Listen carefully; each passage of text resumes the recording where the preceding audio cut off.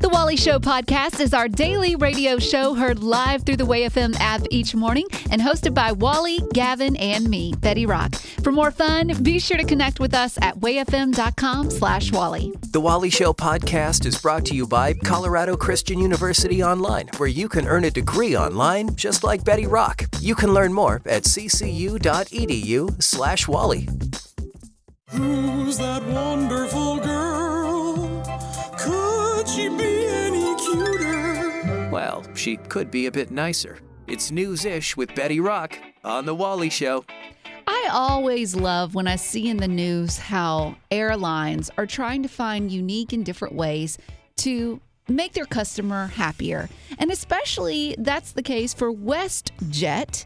Now they said, we have decided to update our cabin interiors to offer a bright, this is them quoting, offer a bright, airy atmosphere. And I think we can all agree that is very needed because in the cabin of an airplane, it is so squished. If there's one thing I've always said, and you can quote me on this, is that airlines love their customers. They are always working to make things better for their customers. He is saying that with lots of sarcasm. Tons of it. I'm glad you picked up on that. So WestJet announced to offer this bright and airy atmosphere. Their idea is they will now be offering 3 seating tiers in economy, okay? And you might be wondering, well, what does that mean? I already kind of have that. Okay. Economy Plus, comfort. You're going to have the choices of... Knees in your neck. You're going to have the choices of premium, extended comfort, and economy. Okay. Now, let me tell you how they're going to differ, okay? So premium offers adjustable headrest, enhanced cushion and back support, as well as fixed reclining design, meaning you immediately, when you sit down, it is fixed recline. You will just be in a reclined position, which sounds fantastic. Yeah. The trick is there's only 12 of them. So if you want that, you're going to have to move fast, okay? Then extended comfort is kind of like, well, you can still sit up straight or you can recline. Okay. Then you're going to go to economy. That's the bare basics. It might be a seat that's maybe sittable. Okay. And here's what's so crazy.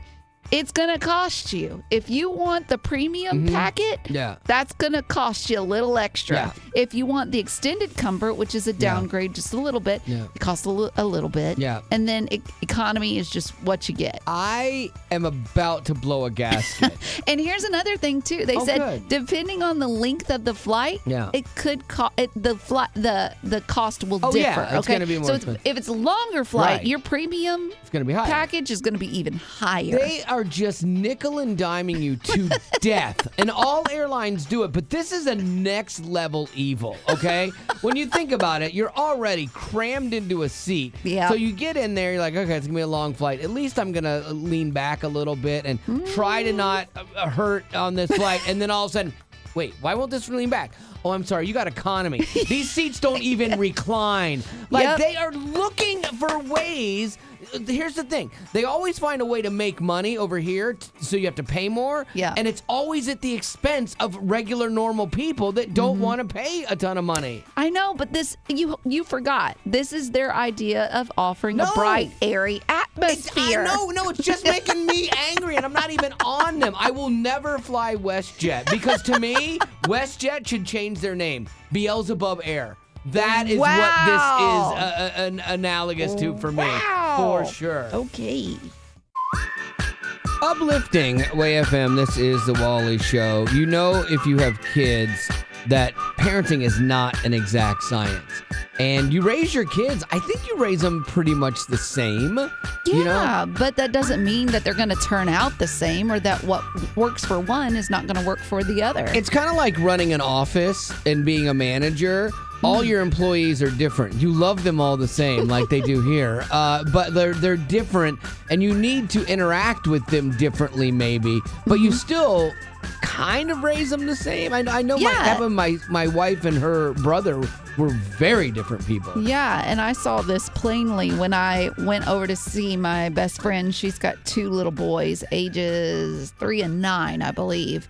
But anyways, her oldest, the 9-year-old, I mean, he writes lists for things. He watches out for his little brother. He's always reminding his mom to put on her seatbelt, all the things. Like he's very responsible and caring, loving. Okay. Then she's got her younger one, the 3-year-old. Yeah. Okay.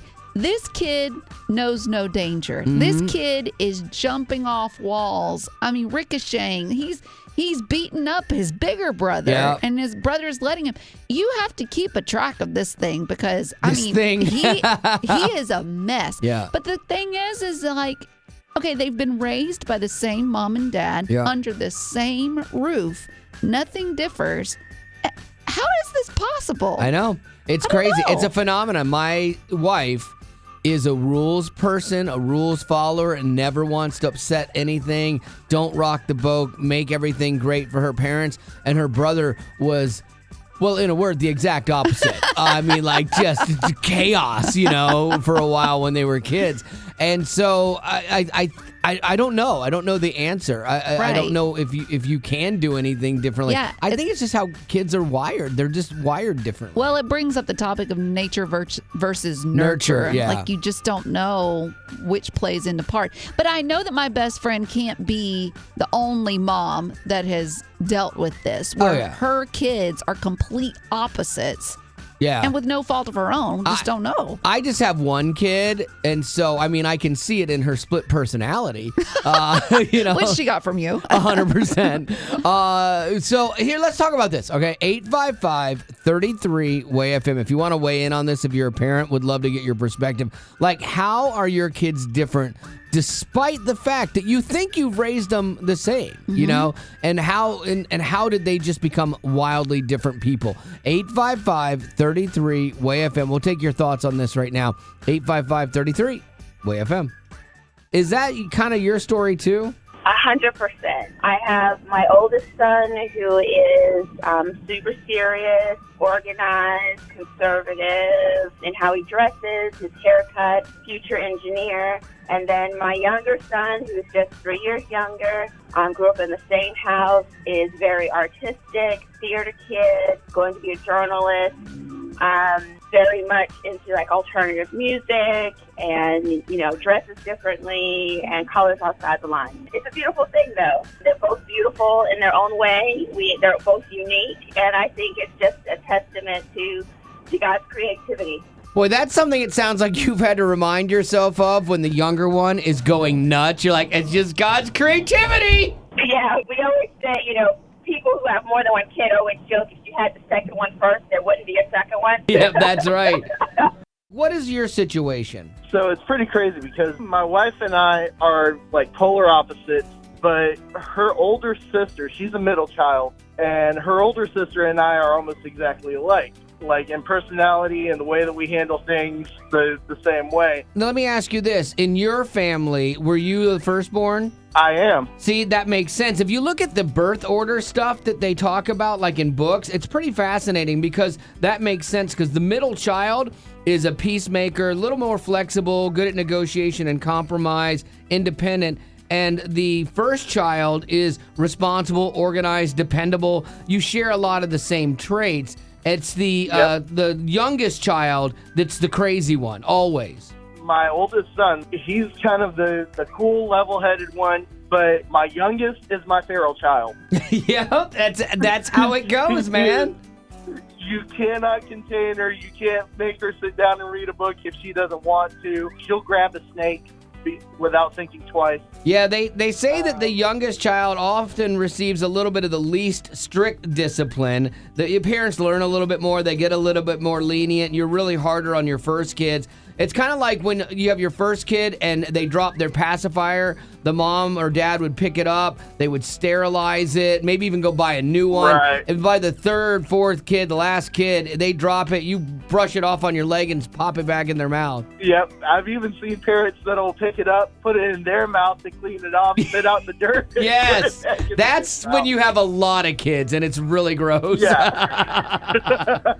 What are your kids like? My eldest son is a crazy child most of the time. He does love his books, but he'd much rather be running around, going on slides, everything else at this point. My daughter is a snuggle bug. Really? Well, that seems to be the opposite of what the birth order stuff says. So is there a specific example you can tell us of when you've seen their differences? Whenever they were at the water park, we didn't know if my daughter was going to like the water at all because she hates showers. She hates water being on her face, but she just wanted to chill in the wave pool. My son wanted to run around and go on every single slide that was available to him. Wow. Yeah, so I have no idea what you're in for where your kids don't follow the birth order book. Like, who do you think they get more from?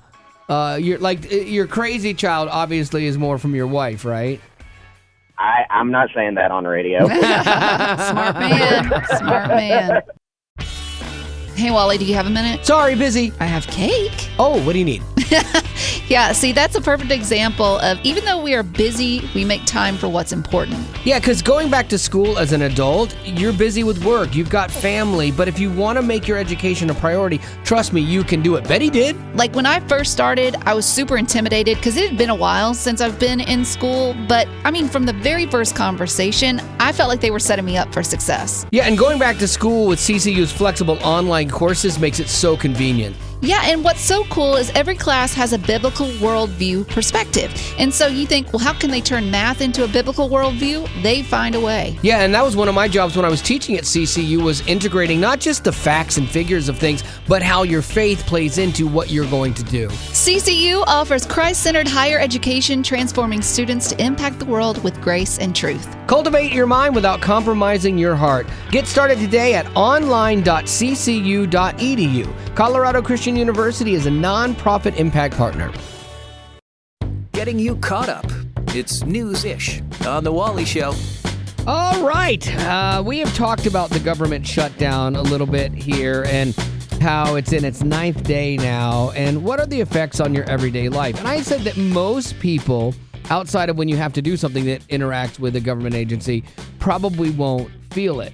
And I've said that, and then till today. Now I'm going to start to feel it. Uh-oh. Yeah, because I started seeing stories about big flight delays at airports. Airports like Nashville, where I live, had controllers call in sick and kind of as a protest because almost all flights were delayed 2 hours or more. Then there's one airport in California where no air traffic controllers showed up, so everything was grounded for a while they figure out what to do. Mm-hmm. Air traffic controllers are essential workers and have to go to work even though they're not getting paid. Now, their pay is deferred. They will get their back pay, but it doesn't help them as human beings paying their bills. It's kind of like when during COVID, when the government was like, okay, you don't have to pay your rent.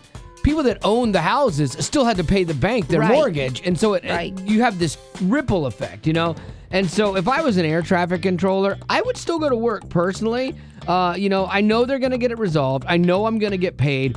I don't want to hose everybody that's caught up in the middle of it just like me. You're just furthering the problem. So why are people calling out?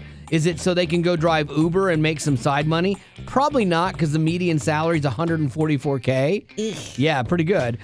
So most of them probably aren't hurting, but you do have people that live paycheck to paycheck regardless of how much they make. So there are people that could be in that position. My guess is, though, some are doing it to make a point to put pressure on two sides of the government to come together to get a resolution passed, and this is the power they have to affect change. The problem is it's like the Stop Oil people who block traffic and infuriate everyone. Worst. I know, right? They have a viewpoint. They want to see change, but they use innocent people and inconvenience them in the process to get their point across. And I have a feeling that some of this is that. Like they feel if they stay out, it will force the people to come together because travel is such a big part. Or they'll get other people mad enough that they'll go call their senator or whatever. I wouldn't even know how to call my senator. I just know how to complain. So that's not going to be a good plan, y'all.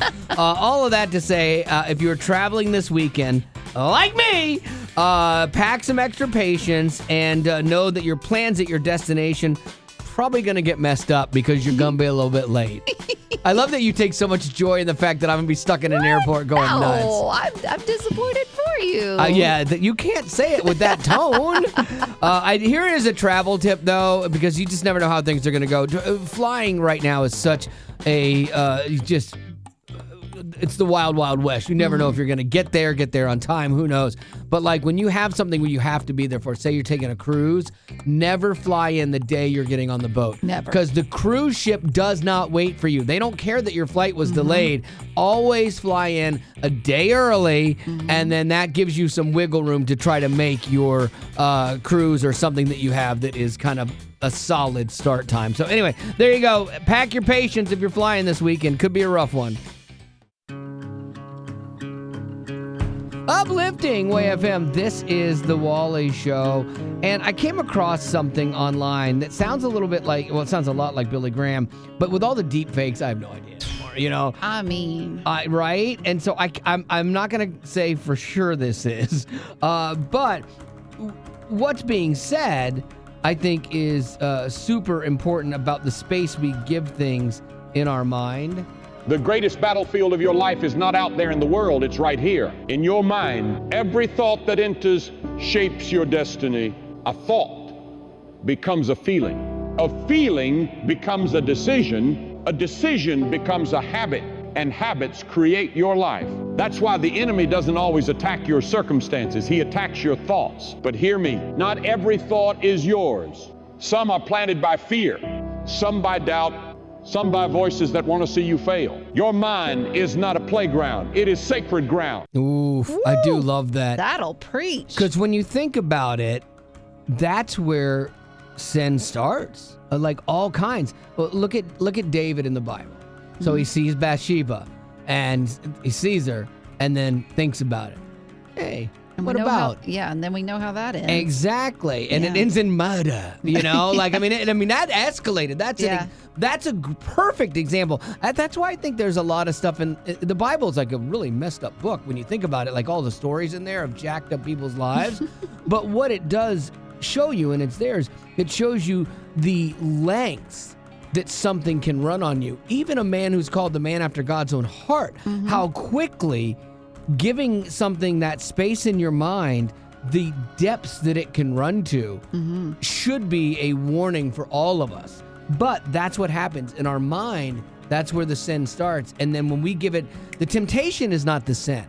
The temptation is he sees Bathsheba. That's the temptation. Letting it in your mind, ruminating on it, and then putting that plan into action, that's the sin. Yep. And so that's what I want to talk about with you. It's like, what thoughts have you let invade your head that you're having to take hold of? One could be, and it doesn't have to be as extreme as murder, you know, like that. But like, for example, I'm not enough. I'm not enough for God. I'm not enough for the people around me. I'm not enough. I'm just not enough. That is something I hear women struggle with immensely. Constantly. And sadly, too, a lot of us fall victim to it, and we see it where history keeps repeating itself. Then it goes on to our children and their children's children.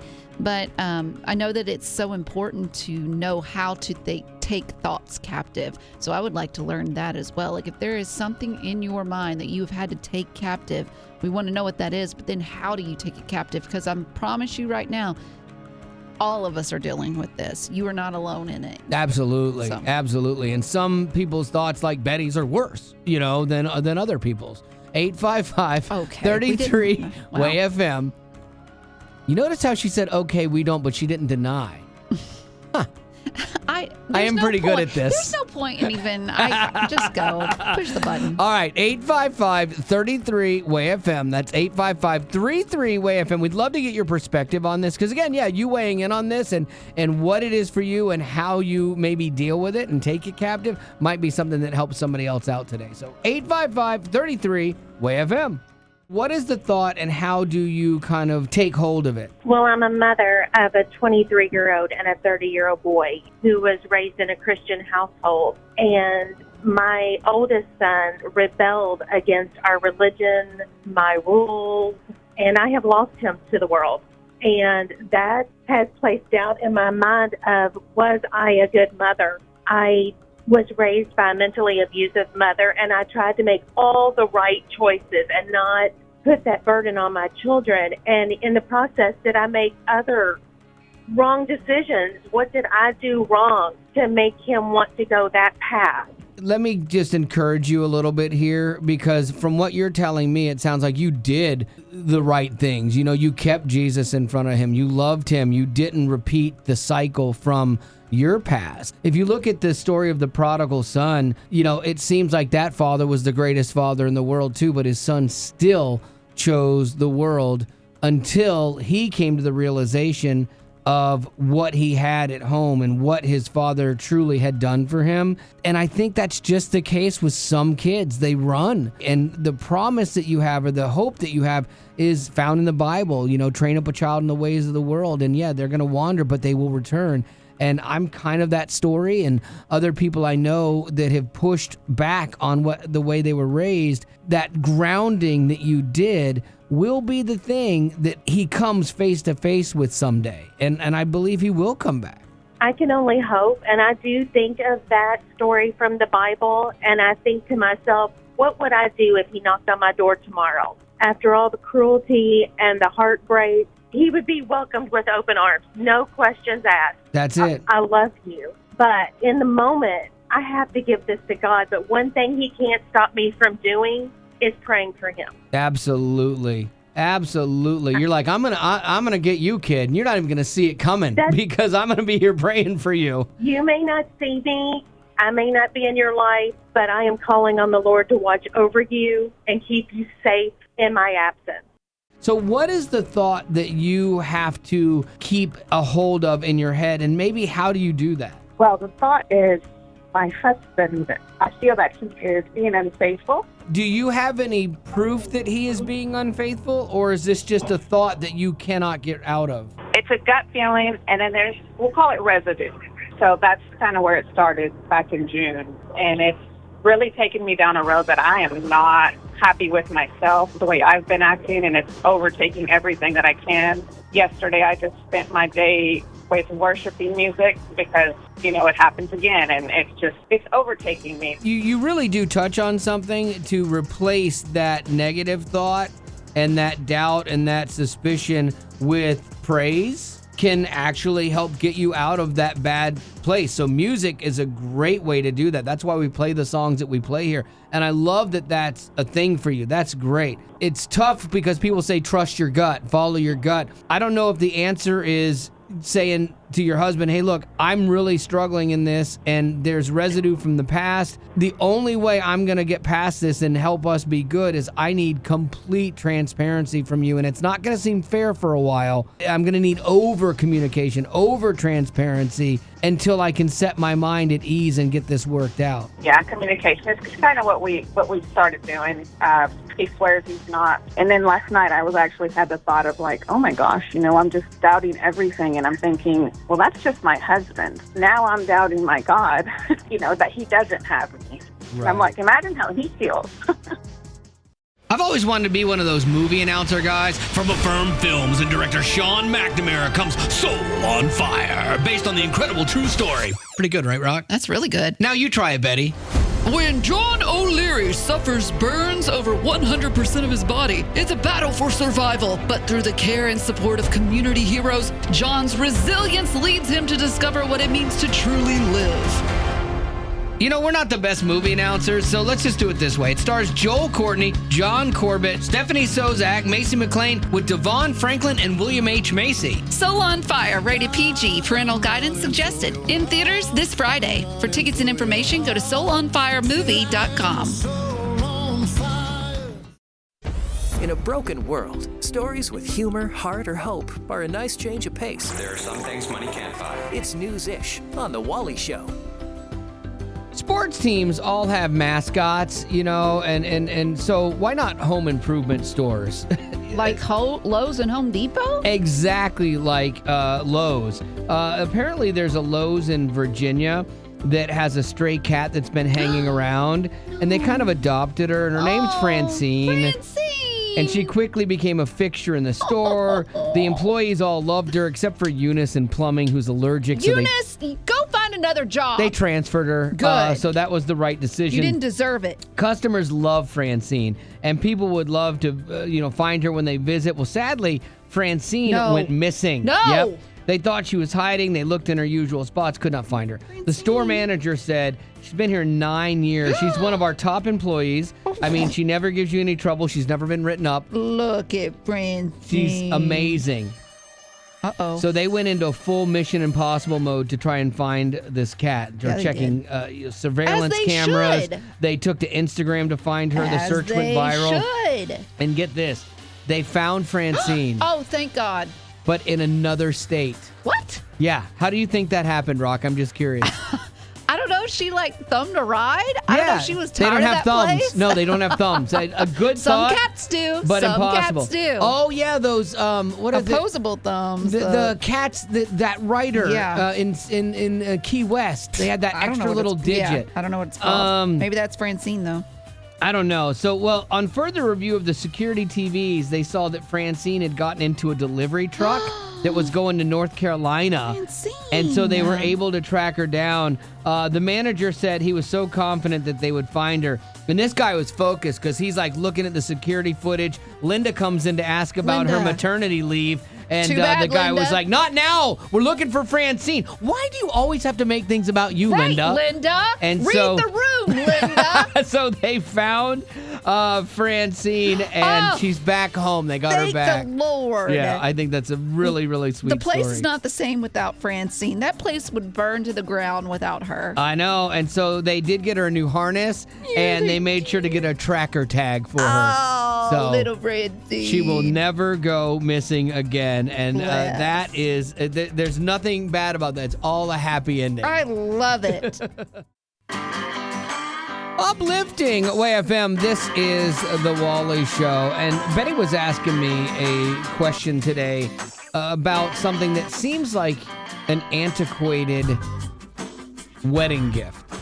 Yeah, I asked Wally, I said, hey, did you and Marty, when y'all got married back in the 60s, 70s? No, 92. Oh, 92. Okay. I said, did y'all get any china? Like, did you get some extra special plates, bowls? I don't know. I because I've heard all my life, and I don't know if it's a Southern thing, but like it's expected that when you get married, you have to register for china. Yeah, Very nice china. Here's how we gamed the system. We had to go back and do a registry. Back then, you had a little scanner, and you had to write everything. Beep, beep, They write had things those down. back then? Yeah. Wow. And so we went to probably Dillard's or something like that, and we went to their fine china, and we found one called Threads. I even remember what it was called. Wow. Because it was like a modern-looking china, and it had like a thread running through it of like black, and our wedding was white and black, and made sense. So here's how we gamed the system, though, because China is not cheap. Right. So we registered for a setting for 8, like we're going to be highfalutin and have friends over eating pizza on China. And we knew we would never do that. So we kept 2 place settings of China, and we returned the rest so we would make the money off of it. Yeah. That is smart. Yeah, because That we is knew smart. we'd never use it. Well, and it turns out that you're not odd in that, because most people, when they get china, they just don't use it. Like, it's sitting in a cupboard and it's collecting dust, and they say, well, we'll only use it on special occasions. But that special occasion, it never comes. I can't tell you if we've ever used ours or even if we still have those 2 place settings. I think there was a point in time where we even got rid of those 2 place settings. Wow. It was when my wife decided she didn't love me anymore. Oh my And she's like, we're getting rid of these. And I'm like, no! So I think that there is, I know that my wife, though, you've been to my house, Rock, in the blue cabinet that I built. All that china in there, like all those massive pieces, that's my wife's mom's whole set of china. Oh, so she kept She that. kept her mom's, which I fully support. Good Yeah. for you. Yeah. And we'll use it like on a Thanksgiving or a Christmas here or there. Oh, so it does qualify as a special event. It does, and very Okay. rarely do we use it. Okay, interesting. So it has me wondering, what do other people do with their china? Did they sell it like Wally and Marty? Just be like, psh, this ain't worth nothing, and you get your money for it? Yeah. Or do you keep it and let it collect dust and say, someday? Yeah. Or maybe you do use it. I don't know that kids are even registering for China anymore. I don't think they are. It doesn't feel like a thing. Maybe it's a thing. I don't know. Maybe your mom was like, you have to. Right. You must. You have to register for China. I had a friend that was like that, and she got married in the early 2000s, Yeah. and her mom was like, you have to register I was for told China. we had to. Yep. You know, but I don't know. Maybe times change and wedding stuff changes. I don't know. So 855-33-WAY-FM. That's 855-33-WAY-FM. Do you still have China? And are you actually using it? Are people still registering for China? Like, do you have China, Beth? Well, I was married in the early 2000s, and I still have it, even though I was divorced. I still have that China. Kept the And I China, use it. got rid of the husband. And I still use it. And I bet he didn't fight you for any of the China either. He's like, fine, keep it. Nope, that was not in discussions. All right, Deborah, you're up. Do you have China, and do you even use it? Hi, Wally. I do have china, and it is my grandmother's china, my mom's mom. And we do use it when she comes over for meals. I think that's nice. It's kind of a way to honor your mom and her mom, you know, but you probably don't use it much any other time, do you? No, I don't. In fact, when I got married, we registered for the wrong pattern somehow. So we ended up with 10 place settings of something really unattractive. Yeah, we just don't use ours either. We're more paper plate people than China. So are we. Do you have China? I do not have China. I'm recently engaged, and I've been told do not register for China because we do not use our China for anything. I get that. We never used ours for anything either, and so it was kind of a waste of money. You could have registered for other things that you wanted if you're not going to use it. And actually, it's a running joke in the family right now.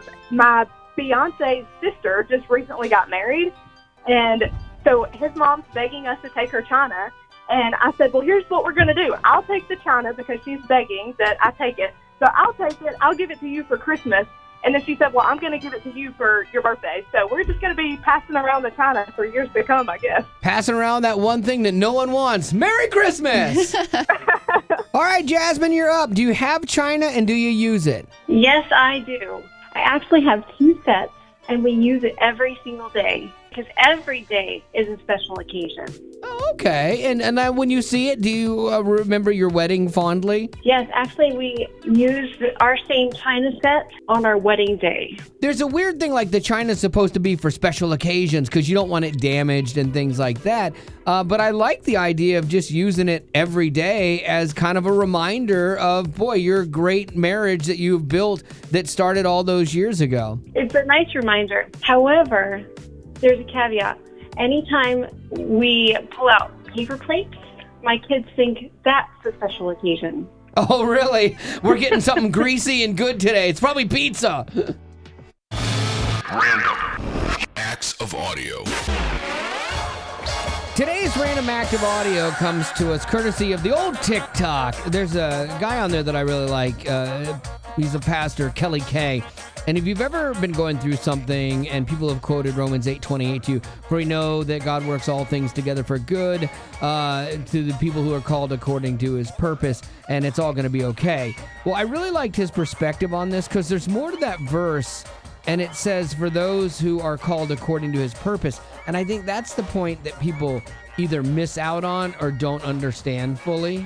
What this verse actually means is, if you're out here living for your own purpose, living every day for what you want to do, living your best life, all the while ignoring God's voice, the promise in Romans 8:28, that's not for everybody. It's for the surrendered. Now, I don't mean to step on your toes. Some of y'all be wanting God to work all things for good in your life, but you don't love God. You love being comfortable. You don't want to be called according to his purpose. You just want him to bless yours.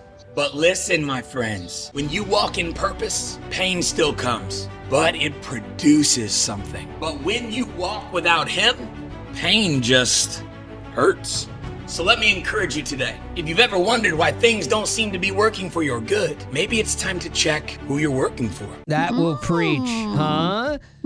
Because I don't think that just being saved counts for the called according to his purpose. Because you know, surrender your life to God and you get saved, but do you live for him? You know? And so like, because you can be living on your own purpose, really, and still be saved. You can be not seeking God every day and still be saved, have your salvation. But that line about called according to his purpose, the surrendered, is huge. And it's a big key to the whole story. Exactly. And I've never thought about that because I know people get mad at God all the time when things aren't going their way. And they're like, God, what about working things for the good?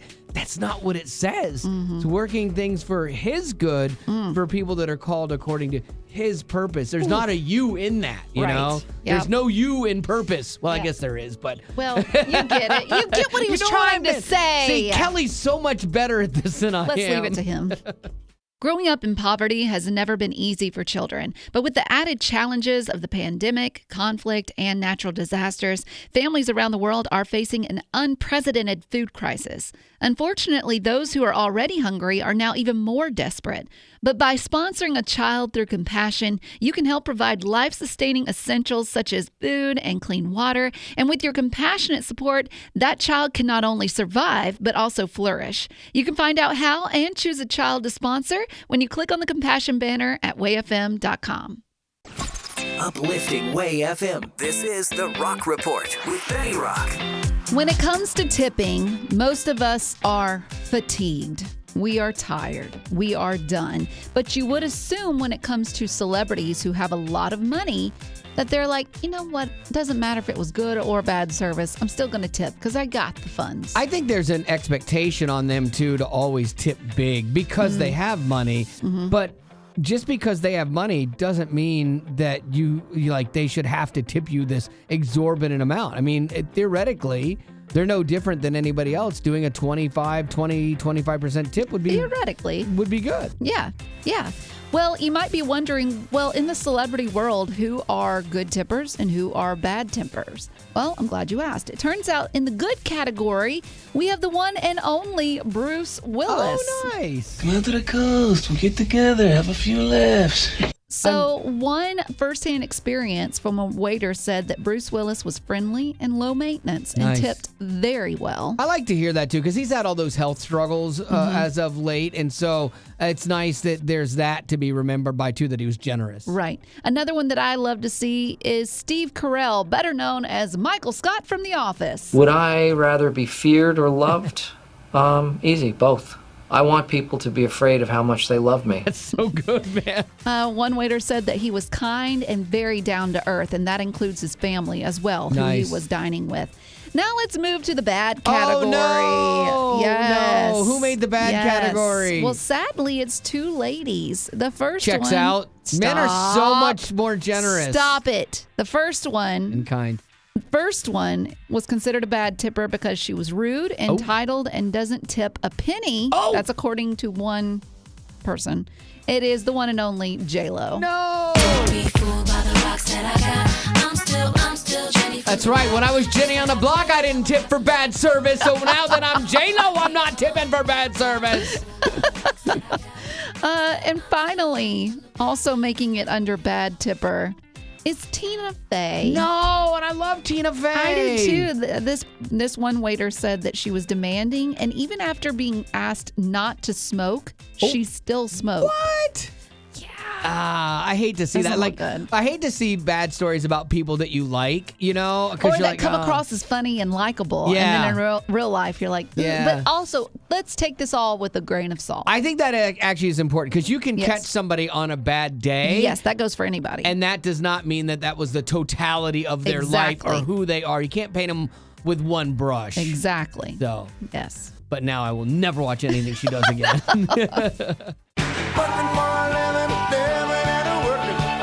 What they're giving, 'cause I'm working for a living.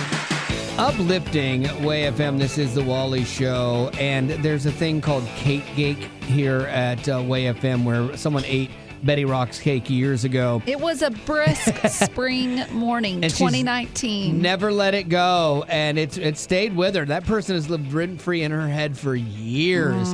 And so there are things that people do at work that just kind of leave you scratching your head. Like this one guy that he claims that at the office they have a microwave that him and his coworkers share. But on the very first day that they got it, someone accidentally broke it. Okay, so he's like, well, we need this microwave. Let's all chip in and buy a new one because corporate's not going to do it, so let's do it. Well, everyone was like, nah, I don't have the money. I don't want to give the $10 or $15 or whatever. And he was like, okay, fine. So he went ahead and bought it on his own. But there's a caveat to that. He brought it to the office, but then he put a lock on it, okay, to where no one can use it except him. He's making a point. Well, he drew his line in the sand. His coworkers are saying this is very mean. Well, they should have chipped in. However, some are saying they should have chipped in. Yeah. I might be leaning more towards the petty side. Really? You? What is that supposed to mean? It just surprises me because you're very much what's mine is mine and what's yours is mine. And like, I could see you being like, I bought it. Ain't nobody else kicked in for it. I'm going to put a lock on it. Now, I would say, too, that his coworkers shouldn't be calling him names or pointing fingers because they were asked. And someone broke it. Yeah, they were asked, do you want to chip in? And they said no. So I don't think that they should be calling him a jerk or things like that like they are doing. Yeah. But I also think he shouldn't put a lock on it. I would put it in my office.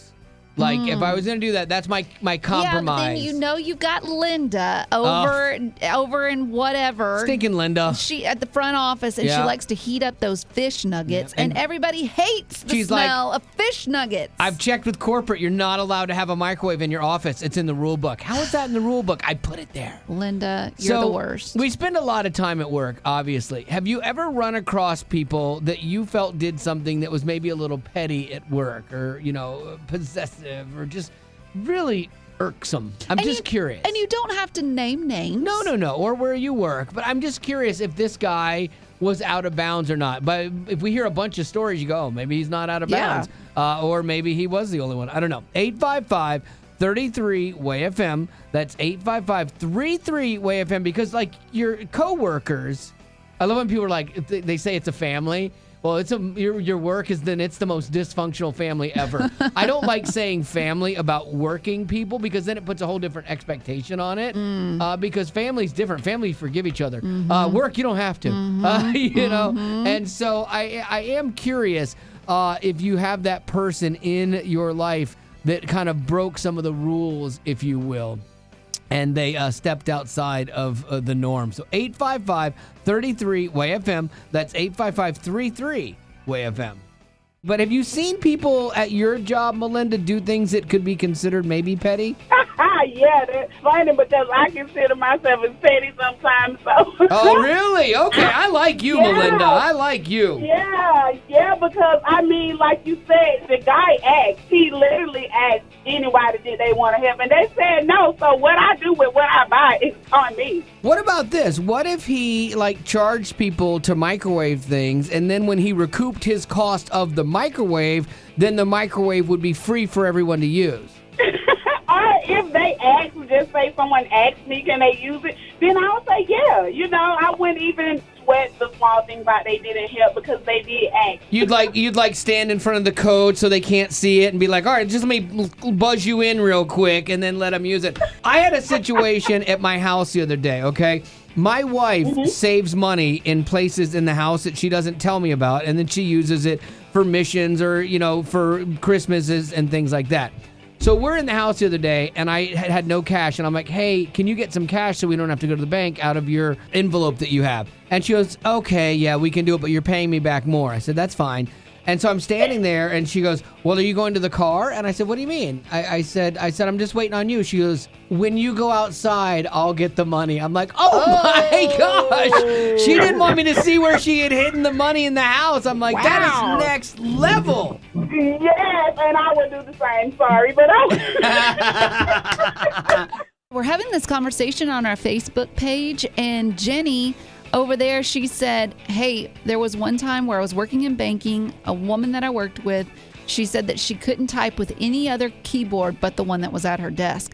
So when she was gone, someone took that keyboard and moved it to another station. Yeah, you know who that someone was? It was Jenny. I guarantee you it was Jenny. Jenny, come on, be nice. And then finally, Tabitha. Tabitha said, we were moving the office to a new area. Someone came in after hours and took my desk chair and replaced it with a dirty, broken chair from storage. Oh, that is next level. But Tabitha probably had the really nice chair, and maybe had been talking about it a little too much, and someone took it in their hands to be like, you know what, I'm going to take Tabitha's chair. That's the thing, because an office will buy a bunch of chairs, and they all look the same on the outside, but you have purposely, and you've over time spent time in that chair, you have trained that chair to fit your hiney in such a way that when you sit in it and the mold doesn't match up, you're like, your bottom knows. Yeah, it's not my chair, and that's why Betty, Rock, and I, we each bought our own chairs